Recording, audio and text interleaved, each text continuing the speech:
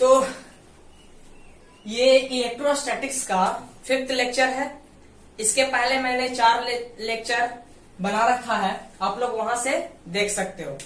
तो कल के लेक्चर में मैंने electric dipole moment, electric field intensity on the axial line of electric dipole, ये सब के बारे में बताया था। मैंने उसमें बताने वाली बात ये थी कि इलेक्ट्रिक डाइपोल, जो डाइपोल लेंथ मैंने लिया था वो बहुत ही छोटा था। सिर्फ अंडरस्टैंडिंग के लिए मैंने उसे मीटर में लिया था, जबकि डाइपोल लेंथ बहुत ही छोटा लेंथ होता है, जिसे मैंने लास्ट में प्रूव किया था कि जब आर बहुत बड़ा था ए से, वो छोटा लेंथ से जब ए बहुत छोटा लिए थे, उसी समय प्रूव कर दिए थे कि ये जो ए जो होता है, जो डाइपोल लेंथ होता है, दो चार्जों के बीच की जो डिस्टेंस होता है वो बहुत ही छोटा होता है। आपको सिर्फ हमने अंडरस्टैंडिंग के लिए 2 मीटर और 5 मीटर लिया था, जबकि ये बहुत ही छोटी दूरी है। इसीलिए आप लोग थोड़ा ध्यान में रखिएगा। इसीलिए मैंने कोई न्यूमेरिक वैल्यू नहीं लिया था प्रूफ करते समय, मैंने ए लिया था, 2a लिया था, ऐसे करके लिया था। ठीक है। तो कल मैंने इलेक्ट्रिक डाइपोल में बताया था कि इलेक्ट्रिक डाइपोल एक पेयर है, एक जोड़ा है दो चार्जों का, जिसमें चार्ज तो सेम होते हैं लेकिन उनका नेचर डिफरेंट होता है। अगर एक पॉजिटिव है तो एक नेगेटिव होता है। तो दो चार्जों का जोड़ा, मैग्नीट्यूड सेम और ऑपोजिट नेचर। जैसे अगर 5 कूलम्ब का चार्ज है तो एक 5 कूलम्ब का ही होगा, लेकिन एक पॉजिटिव और एक नेगेटिव। तो पूरा सेटअप को हम लोग इलेक्ट्रिक डाइपोल कहते हैं। इलेक्ट्रिक डाइपोल मोमेंट के बारे में बताए थे कि जब चार्ज को डाइपोल लेंथ से मल्टीप्लाई कर देते हैं, यानी दोनों चार्जों के बीच की दूरी और चार्ज को जब हम लोग मल्टीप्लाई कर देते हैं तो हम लोग डाइपोल लेंथ प्राप्त करते हैं। डाइपोल लेंथ के बारे में बताए थे कि उसे हम लोग किससे डिनोट करते हैं, तो वेक्टर P से डिनोट करते हैं। P बराबर फॉर्मूला बताए the charge into dipole length, Q2A। ऐसा यूनिट बताए थे कूलम मीटर। ध्यान देने की बात यह थी कि इलेक्ट्रिक डाइपोल में टोटल चार्ज 0, जबकि इलेक्ट्रिक फील्ड 0 नहीं होता है। ठीक है।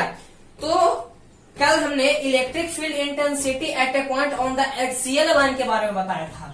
किस लाइन के बारे में बताया था? एक्सियल लाइन के बारे में बताया था। और आज हम electric field intensity at A point on the equatorial line के बारे में पढ़ेंगे। और ये दोनों क्वेश्चन जो होता है बहुत ही इंपॉर्टेंट है, जिसमें चाहे तो एक्सियल वाला चाहे तो इक्वेटोरियल वाला आपके बोर्ड एग्जाम में पूछ सकता है। तो कल मैंने थोड़ा सा बात बताना भूल गया था कि एक्सियल लाइन को हम लोग इंडाउन पोजीशन या टेने पोजीशन कहते हैं। थोड़ा सा आप लोग अपने कॉपी में नोट कीजिएगा, मैं भूल गया था कि एक्सियल लाइन को हम लोग इंडाउन पोजीशन या टेने पोजीशन कहते हैं, जबकि इक्वेटोरियल लाइन को हम लोग ब्रॉड साइड या टेनवी पोजीशन कहते हैं। तो E axial electric field axial line पे कितना आया था?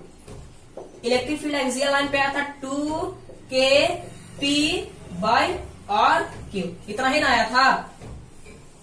और इलेक्ट्रिक फील्ड और डाइपोल मोमेंट का डायरेक्शन बताए थे नेगेटिव टू पॉजिटिव होता है। और इलेक्ट्रिक फील्ड जो बड़ा वाला इलेक्ट्रिक फील्ड था E2, वो भी एक्स एक्सिस की तरफ, और इलेक्ट्रिक फील्ड का और डाइपोल मोमेंट का जो डायरेक्शन था वो भी एक्स एक्सिस की तरफ था। इसीलिए हम लोग क्या लिखे, ये इलेक्ट्रिक फील्ड और डाइपोल मोमेंट दोनों एक ही डायरेक्शन में है। तो एंगल कितना हो जाएगा?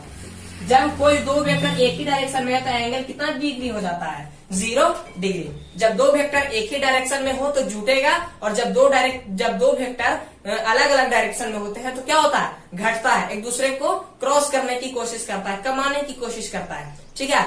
आगे जो हम बताएंगे इक्वेटोरियल वाला, उसमें आप लोगों को 180 डिग्री आएगा एंगल, वो हम प्रूफ करते हैं अभी तुरंत।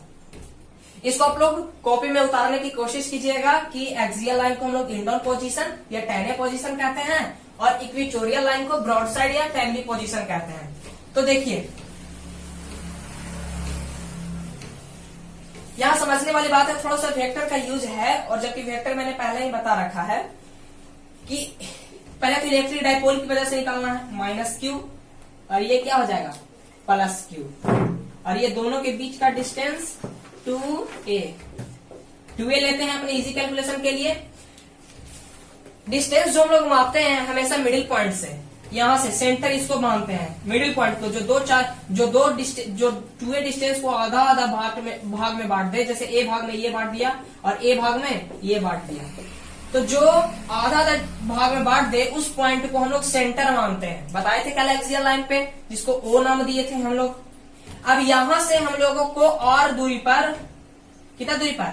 और दूरी पर इलेक्ट्रिक फील्ड निकालना है। इक्वेटोरियल लाइन यानी 90 डिग्री पे हम लोग को इलेक्ट्रिक फील्ड निकालना है। कल हम लोग एक्सिस पे निकाले थे, 0 डिग्री पर निकाले थे। यहाँ पे माइनस क्यू था, यहाँ पे प्लस क्यू था, हम लोग यहीं पे इलेक्ट्रिक फील्ड निकाले थे, यानी 0 डिग्री पर निकाले थे। अब हम लोग कितना डिग्री पर निकालना है? 90 डिग्री पे। ठीक है, इस पॉइंट पे हम लोगों को इलेक्ट्रिक फील्ड निकालना है, P पॉइंट पे। तो क्या करेंगे? वेक्टर का यूज करते हैं। ये नेगेटिव चार्ज है, यहाँ पे तो हम लोग इलेक्ट्रिक फील्ड निकालते हैं तो सबसे पहले क्या लाते हैं? टेस्ट चार्ज लाते हैं, पॉजिटिव टेस्ट चार्ज। तो प्लस क्यू नॉट यहाँ पे लाए हुए, आप लोग को ध्यान में रखना है। अब दोनों चार्जों के बीच फोर्स निकाल के अगर टेस्ट चार्ज से डिवाइड कर देते हैं तो हम लोग को इलेक्ट्रिक फील्ड इंटेंसिटी मिल जाता है। या फिर E बराबर होता है K source charge by R square, जितना दूरी पर हम लोग निकाल रहे हैं। तो ये हम थोड़ा सा इरेज करना चाहेंगे, आप लोग हेडिंग लिख लीजिएगा कॉपी में, वीडियो को पॉज करके। तो देखिए, ये नेगेटिव चार्ज है और ये पॉजिटिव चार्ज है। तो नेगेटिव पॉजिटिव में क्या होता है? पहले फोर्स का डायरेक्शन हम लोग जान जाएंगे तो इलेक्ट्रिक फील्ड का डायरेक्शन हम लोग को पता हो जाएगा। ये नेगेटिव चार्ज, ये पॉजिटिव चार्ज। ये नेगेटिव अपने इस पॉजिटिव को क्या करेगा? अट्रैक्ट करेगा, क्योंकि फोर्स जिस पे लग रहा है वही इधर या उधर जाता है, उसी पे ना फोर्स लग रहा है। तो ये नेगेटिव इस चार्ज को अपनी ओर क्या करना चाहेगा? खींचना चाहेगा। तो इलेक्ट्रिक फील्ड का डायरेक्शन कहाँ हो जाएगा? इधर हो जाएगा। इलेक्ट्रिक फील्ड का डायरेक्शन इधर हो जाएगा। पहला चार्ज मान लेते हैं, तो इलेक्ट्रिक फील्ड का डायरेक्शन किधर हो जाएगा? इधर, जिसको नाम देते हैं E1। कोई दिक्कत? ये कितना डिग्री है? 90 डिग्री, क्योंकि 90 डिग्री पर लोग निकालना है। चलिए, ये A, ये 90 डिग्री, ये R। अब इसकी वजह से इलेक्ट्रिक फील्ड निकालते हैं। फोर्स का डायरेक्शन निकाल लेंगे तो वही इलेक्ट्रिक फील्ड का डायरेक्शन हो जाएगा। ये पॉजिटिव चार्ज है, ये पॉजिटिव और ये पॉजिटिव, प्लस प्लस में रिपल्सन, यानी ए इस पे क्या लगाएगा? फोर्स लगाएगा, रिपल्सन का फोर्स। इस तरह का इलेक्ट्रिक फील्ड का डायरेक्शन हो जाएगा मेरा इलेक्ट्रिक फील्ड का डायरेक्शन किधर हो जाएगा? इस तरफ, क्योंकि प्लस प्लस में क्या होगा? रिपल्सन होगा।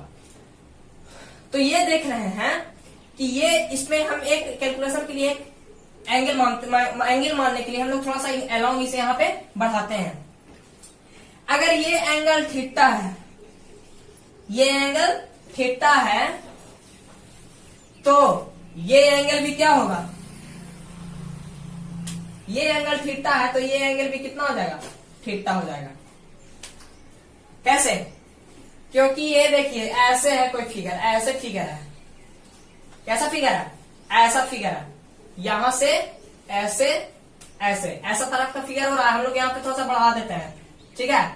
यहाँ पे थोड़ा सा हम लोग बढ़ा देते हैं। ये हम लोग 8 में पढ़े थे, ये ऐसा कुछ रहता था, तो हम लोग ये 8 में पढ़ते थे। संगत कोण, एकांतर कोण, ये सब पढ़े हैं 8 में। ऐसा कुछ है यहाँ पे ऐसे करके ऐसे हम लोग थोड़ा सा इसको बढ़ा दिए हैं और कोई कुछ नहीं किया है। यहाँ का एंगल थीटा और यहाँ का एंगल थीटा, ये दोनों एंगल बराबर होते हैं एकांतर कोण से। आप लोगों ने 7-8 में पढ़ाई की होगी कि ये दोनों कोण एकांतर कोण से क्या होते हैं? बराबर होते हैं। देखिए, अगर यहाँ का एंगल थीटा है तो हम यहाँ का एंगल थीटा लेंगे। कैसे? यहाँ पे भी देखिए, यहाँ समझने की कोशिश कीजिएगा, बहुत इंपॉर्टेंट है। ये है ऐसे, ये है ऐसे, और ये वाला लाइन हम पाते हैं, ये वाला, ये लाइन पाते हैं। ये एंगल थीटा, ये एंगल थीटा, तो यहाँ पे अगर बढ़ावेंगे तो ये एंगल कितना हो जाएगा? थीटा, संगत कोण से। पता है ना, ये एंगल थीटा, तो ये बराबर होते हैं, ये बराबर, तो ये इसके बराबर ये होते हैं, पता ना, संगत कोण से। तो ये एंगल और ये एंगल क्या होगा? बराबर होगा। अब देखिए, बताए थे कि अगर कोई वेक्टर ना तो एक्स एक्सिस पे हो ना तो वाई एक्सिस पे हो तो वो 2 भाग में बंटता है। तो यहाँ पे जो E1 वेक्टर है, फर्स्ट चार्ज की वजह से, और ये किस चार्ज की वजह से? दूसरे चार्ज की वजह से, जिसको नाम दिए हैं क्या चीज? E2। और चूंकि डिस्टेंस सेम है और चार्ज सेम है तो इलेक्ट्रिक फील्ड क्या होगा? बराबर होगा, यानी E1 is equal to E2 is equal to क्या ले सकते हैं? E। तो समझने की कोशिश कीजिएगा, ये E1 एंगल सटा है इधर, तो इधर क्या नाम देंगे? E1 cos थीटा, जिधर एंगल सट जाए उधर cos थीटा। इधर क्या हो जाएगा? E1 sin theta. कोई दिक्कत नहीं। ये जो है E2, इधर एंगल सटा है, इधर ही एंगल सटा है इधर, तो इसको नाम क्या देंगे? E2 cos थीटा, और इधर क्या नाम देंगे, E2 sin थीटा।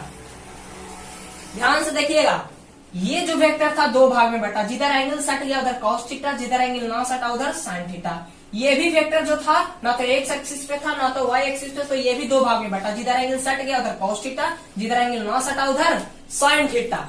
अब हम लोग को पता है चूंकि E2 और E1 दोनों क्या है, सेम है, और ये दोनों अपोजिट डायरेक्शन में है, तो क्या हो जाएगा, ये दोनों कट हो जाएगा, ये इधर है ये इधर है, और E1 E2 दोनों क्या है, बराबर है, और साइन थीटा का वैल्यू भी बराबर है। तो जितना इधर लग रहा है, हम फोर्स से बताए थे कि अगर उधर 5 न्यूटन का फोर्स लग रहा है और नीचे 5 न्यूटन का फोर्स लग रहा है, तो नेट फोर्स कितना होता है, 0। तो जब अपोजिट डायरेक्शन में होता है, चाहे तो फोर्स कोई भी वेक्टर क्वांटिटी जब अपोजिट डायरेक्शन में होता है और सेम मैग्नीट्यूड का होता है, तो क्या करते हैं हम लोग, उसको कैंसिल कर देते हैं। और चूंकि यहाँ E1 E2 दोनों सेम है और साइन थीटा का वैल्यू भी निकालेंगे तो हम लोग का सेम ही आएगा, क्योंकि डिस्टेंस हर जगह सेम है।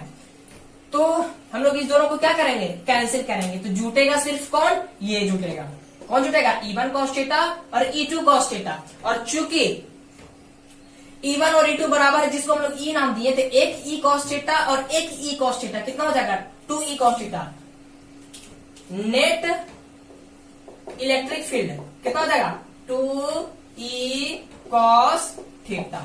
ध्यान से देखने की कोशिश कीजिएगा, नेट इलेक्ट्रिक फील्ड बराबर कितना हो जाएगा, 2 इलेक्ट्रिक फील्ड का formula KQ by R square, कौन सा स्क्वायर, R स्क्वायर। तो R स्क्वायर कौन होगा, डिस्टेंस, आपको इतना डिस्टेंस पे निकालना है, इतना डिस्टेंस पे निकालना है, लेकिन हम लोग जो डिस्टेंस लेते हैं, डिस्टेंस जो लेते हैं वो सोर्स चार्ज और जहां पे निकालना है उसके बीच की दूरी लेते हैं कभी भी।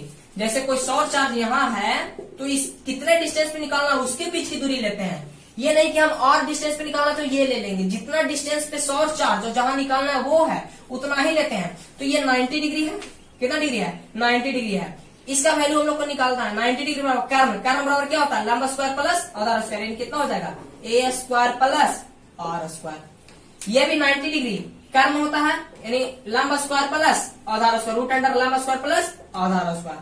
तो डिस्टेंस कितना हो जाएगा, KQ बाई R स्क्वायर, यानी A square plus R square, root under इतना का होल स्क्वायर।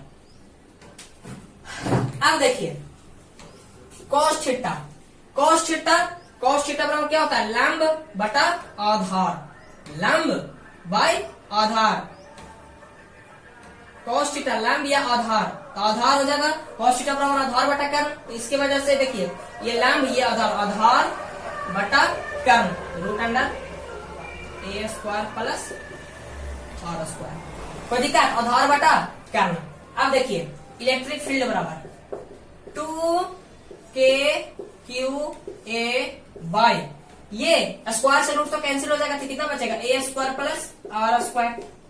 और ये देखिए इस पे पावर कितना है, हाफ है, A square plus R square की पावर हाफ, रूट 2 यानी 2 के पावर हाफ।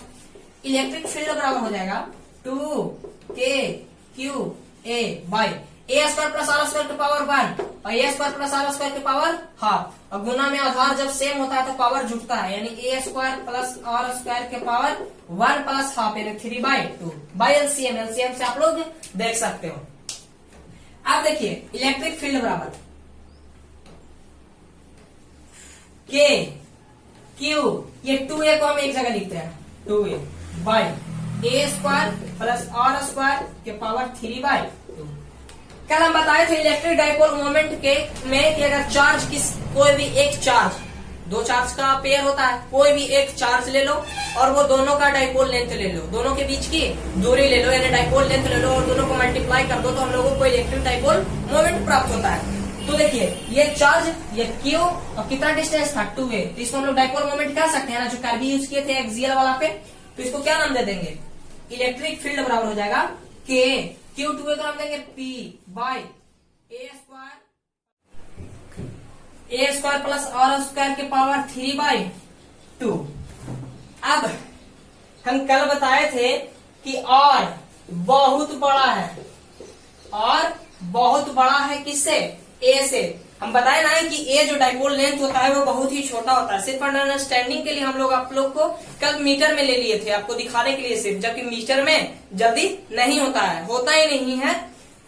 तो और हम जब बड़ा लेते हैं, इफ और बहुत बड़ा है ए से, ये जो और है ये बहुत बड़ा है ए से, तो ये ए क्या हो जाएगा और के सामने बहुत ही छोटा हो जाएगा, जिसको हम लोग ए नाम जीरो बोल देते हैं कि ए कितना हो गया, 0 हो गया।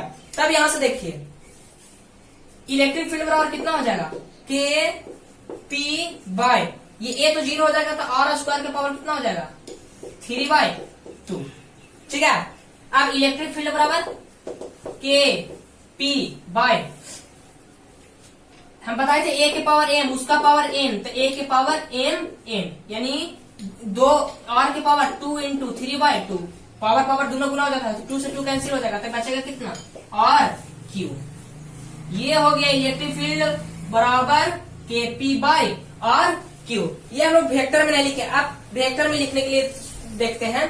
तो देखिए इलेक्ट्रिक फील्ड का डायरेक्शन किधर है, इधर है। इलेक्ट्रिक फील्ड का डायरेक्शन किधर है, इधर, माइनस एक्स एक्सिस की तरफ, माइनस एक्स एक्सिस की तरफ है इलेक्ट्रिक फील्ड का डायरेक्शन, और डाइपोल मोमेंट का डायरेक्शन नेगेटिव टू पॉजिटिव, यानी कि प्लस एक्स एक्सिस की तरफ है, जो एक दूसरे के क्या है, अपोजिट है। और जब एक दूसरे के अपोजिट होते हैं तो हम लोग क्या वेक्टर में लिखने के लिए ये केपी वेक्टर लिख देंगे और माइनस लगा देंगे आगे। ठीक है, इलेक्ट्रिक फील्ड बराबर माइनस के पी बाय, और ये माइनस लगाने का मतलब ये नहीं कि माइनस आया है, माइनस ये इंडिकेट कर रहा है कि इलेक्ट्रिक फील्ड और डाइपोल मोमेंट दोनों एक दूसरे के अपोजिट डायरेक्शन में है। एक्सिस वाला में क्या हुआ था, इलेक्ट्रिक फील्ड और डाइपोल मोमेंट दोनों एक ही डायरेक्शन में था, जबकि यहाँ पे देख रहे हैं कि इलेक्ट्रिक फील्ड और डाइपोल मोमेंट जो है दोनों क्या है, अपोजिट डायरेक्शन में है। एक माइनस एक्स एक्सिस की तरफ है और एक प्लस एक्स एक्सिस की तरफ है। ठीक है, तो एंगल कितना हो गया, उस एक्सियल वाला में एंगल कितना हुआ था, 0 डिग्री, और इसमें एंगल कितना हो जाएगा, 180 डिग्री, 180 डिग्री। ठीक है, तो आशा है कि ये आप लोग समझे होंगे। मैं एक बार रिकैप करा देता हूं कि माइनस क्यू है और ये प्लस क्यू है, और माइनस क्यू की वजह से इलेक्ट्रिक फील्ड यहाँ पे निकला, इधर हुआ इलेक्ट्रिक फील्ड का डायरेक्शन, प्लस क्यू की वजह से इलेक्ट्रिक फील्ड इधर हुआ, ये भी 2 भाग में बटा और ये भी दो भाग में बटा। जिधर एंगल सटा उधर कॉस थीटा लिए, जिधर एंगल ना सटा उधर साइन थीटा लिए, और साइन थीटा से साइन थीटा वाला टर्म क्या हुआ, कैंसिल हो गया, क्योंकि ये दोनों अपोजिट डायरेक्शन में है। ठीक है, जबकि जुटा कौन, ये सिर्फ जो एक तरफ का था वही जुटा, और चूंकि E1 E2 बराबर है, क्योंकि चार्ज सेम और डिस्टेंस सेम, तो E1 E2 बराबर है, इसलिए हम लोग क्या नाम दिए, E। तो ये एक E cos थीटा, एक E cos थीटा, कितना हुआ, 2 E cos theta 2। Electric field का मान KQ बाय आर स्क्वायर, जबकि आर मेरा ये है चार्ज, सौर चार्ज जहां निकालना उसके बीच की दूरी यही ना है, तो इसका स्क्वायर, और cos थीटा बराबर कितना हो गया, लंब बटा आधार बटा कर्ण। ऐसे करके हम लोग value 2KQ A by A square के पावर आर स्क्वायर की रूट से स्क्वायर कैंसिल, इसका पावर हाफ, तो 3/2 Q2A को हम लोग P नाम देते हैं, चार्ज इनटू डाइपोल लेंथ, तो P नाम दिए, और चूंकि दोनों अपोजिट डायरेक्शन में है इसलिए हम लोग क्या दिए, नेगेटिव का साइन दिए। तो एक्सियल लाइन पे हम लोग निकालनी है 2KP बाय आर क्यू। जब एंगल कितना था, 0 डिग्री, इलेक्ट्रिक फील्ड और डाइपोल मोमेंट का एंगल कितना था, 0 था, 2KP by are Q. E axial पे इतना निकला था, ऐसे लिखते हैं, डिनोट करते हैं, ई एक्सियल पे 2KP बाय आर क्यू, और इक्वेटोरियल 90 डिग्री पर हम लोग निकाले इक्वेटोरियल पे, तो कितना आया, KP by are cube. Relation निकालते हैं, हम लोग इसको लिख देते हैं 2, हम लिख सकते हैं रिलेशन में कि ई एक्सियल बराबर होता है 2 इंटू ई इक्वेटोरियल। कौन कौन एग्री है, देखिए ई एक्सियल का जो जितना मान है उतना ही ई इक्वेटोरियल का मान है, लेकिन 2 से मल्टीप्लाई करके, अगर इसमें हम 2 से गुना कर देंगे तो यही मान आ जाएगा। तो ये रिलेशन होता है ई एक्सियल बराबर 2 इंटू ई इक्वेटोरियल। इक्वेटोरियल का दिया हुआ रहेगा, एक्सियल का पूछेगा तो हम लोग डायरेक्ट यहाँ से निकाल सकते हैं अपने क्या बोलते हैं क्वेश्चंस में। ठीक है, तो ई एक्सियल बराबर 2 इंटू ई इक्वेटोरियल, याद रखिएगा, इसे ध्यान में रखिएगा। अब एक्सियल पे हम लोग निकाल लिए, इक्वेटोरियल पे निकालनी है। अब किसी भी पॉइंट पे आपको दे देगा, जैसे मान लीजिए ये इलेक्ट्रिक डाइपोल है, माइनस क्यू है, ये प्लस क्यू है, आपको यहाँ पे दे देगा इस पॉइंट पे, ना तो ये इक्वेटोरियल पे है, ना तो ये एक्सिस पे, इस पॉइंट पे दे देगा, इस पॉइंट पे दे देगा, इस पॉइंट पे दे देगा, इस पॉइंट पे दे देगा, किसी भी पॉइंट पर दे देगा। तो आपको एक फॉर्मूला दे रहे हैं, उसका यूज करके आप लोगों को कैलकुलेशन क्या करना है, कैलकुलेशन करना है। तो देखिए इसका प्रूफ भी है, लेकिन वो आपके बोर्ड एग्जाम के लिए उतना इंपॉर्टेंट नहीं है जितना एक्सियल और इक्वेटोरियल है। अगर आप लोग बोलोगे प्रूफ करने तो वो भी कर देंगे, लेकिन अभी आप लोगों के लिए हम फॉर्मूला दे रहे हैं, इसको आप लोग ध्यान में रखिएगा। इस तरह का क्वेश्चन अगर बुक में मिले तो आप लोग बनाने की कोशिश कीजिएगा। इलेक्ट्रिक फील्ड कहीं भी निकालना है, किसी भी पॉइंट पे, इलेक्ट्रिक फील्ड किसी भी पॉइंट पे निकालना है तो उसका मेन फॉर्मूला यही होता है। याद रखिएगा, इलेक्ट्रिक फील्ड किसी भी पॉइंट पे निकालना है तो उसका मेन फॉर्मूला क्या होता है, यही होता है KP by r cube root under 1 plus 3 cos square theta. और ये जो फॉर्मूला है इसी से आपका एक्सियल वाला भी बन जाएगा और इसी से आपका इक्वेटोरियल वाला बन जाएगा। जैसे आप लोग एंगल रख के देखिए एक्सियल के लिए, इसी में रख के देखिए ना कितना आंसर आता है। एक्सियल में एंगल कितना होता है 0 डिग्री, तो 0 डिग्री रख के देखिए KP by r cube root under 1 plus 3 cos square theta की जगह पे कितना हो जाएगा 0 डिग्री, तो कितना हो जाएगा KP by r cube root under cos square 0, cos 0 का मान कितना होता है 1 होता है, तो 1 का स्क्वायर 1, 1 में 3 जुटेगा तो 3 प्लस 1 4 यानी रूट 4 यानी कि 2 KP by r cube root 4 का कितना हो जाएगा 2 हो जाएगा KP by r cube. Axial का इतना ही ना हम लोग निकाले थे कल 2 KP बाई आर क्यू। अब इक्वेटोरियल का भी निकाल सकते हो, ई इक्वेटोरियल में एंगल कितना लेते हैं 90 डिग्री लेते हैं। कितना लेते हैं 90 डिग्री। जैसे देखिए ई इक्वेटोरियल में थीटा की जगह पर 90 रख देंगे तो KP by r cube 1 plus 3 cos square 90 रख देंगे, थीटा की जगह पे कितना डिग्री रख देंगे माइनस क्यू प्लस क्यू, अब कितना 90 पे ना निकालते थे यार, और एक्सियल पे 0 डिग्री पे निकालते थे। ठीक है, तो 90 अगर रख देंगे तो cos 90 का मान 0 होता है, 0 में 3 से करेंगे तो 0, 0 में 1 जोड़ेंगे तो 1, 1 का वर्गमूल 1 ही होता है। तो ई इक्वेटोरियल बराबर कितना आ गया KP बाई आर क्यू। यानी इस फॉर्मूले से आपका एक्सियल भी है और इसी फॉर्मूले से आपका इक्वेटोरियल है। 0 डिग्री रख देंगे तो एक्सियल और 90 डिग्री रख देंगे तो इक्वेटोरियल। तो मैं रिकमेंड करूंगा कि आप लोग ये फॉर्मूला को याद रखिएगा, इलेक्ट्रिक फील्ड बराबर KP by r cube root under 1 plus 3 cos square theta.